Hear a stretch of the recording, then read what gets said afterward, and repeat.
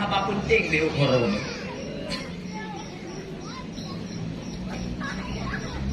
Getanya uranyo hai mimutuah bek ledok dengan harta, bek ledok dengan kaya semata-mata meyohana netip tuntut ilmu dalam dada.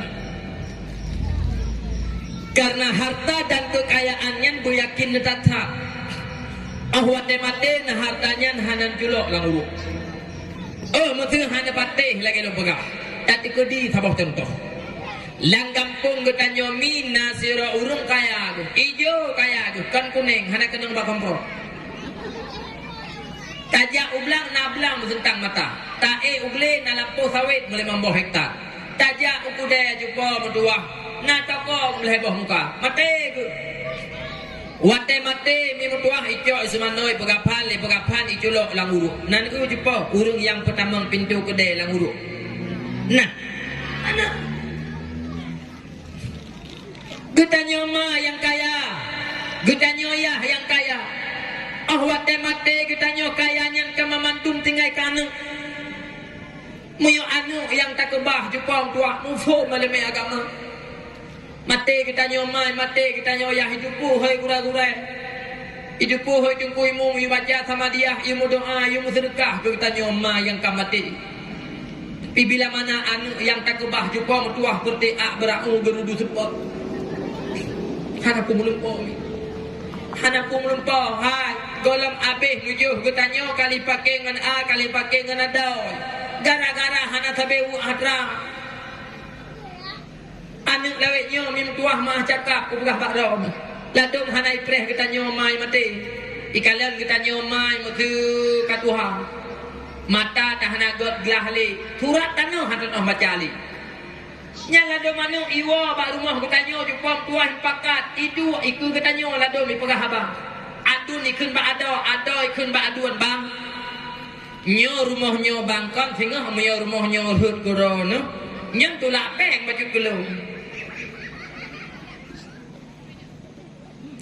galam mate getanyo jupang muduah kai muwak masalah harta ada mujud getanyo mai sehingga buka kemah tu mi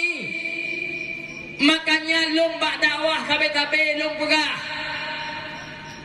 munyo getanyo mai uranyo bengoh tamita rezeki kadang-kadang tuput baru tawa bak gara-gara tapi keatra kanu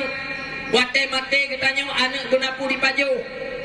munyo getanyo ya uranyo bengoh tamita rezeki kadang-kadang poh 12 malam golap tawa kadang-kadang tutumayang mukrep tinggal gara-gara bak tapi keatra kan wate mate getanyo anak gunapat didu bek hidu yu balawah di sini mi mutuah abu mutuah nepiyo bek nama be harta ngan anu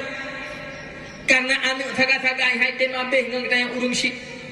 sayang anu ku getanyo urung syik bener tupu mi mutuah han saban lagi getanyo urung syik sayang kepada anu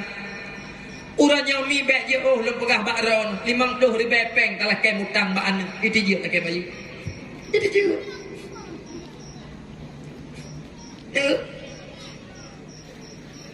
uranyo mi bek je oh lem pegah bak ron bek je oh tapi kedi irane nana agam na sabo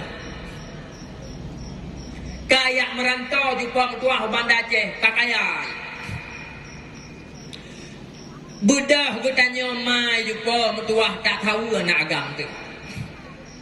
terus kedeh mi mutuah haruh tak pegah bak anak tu karena trip tiga-tiga menempuh Allah nak mutuah beh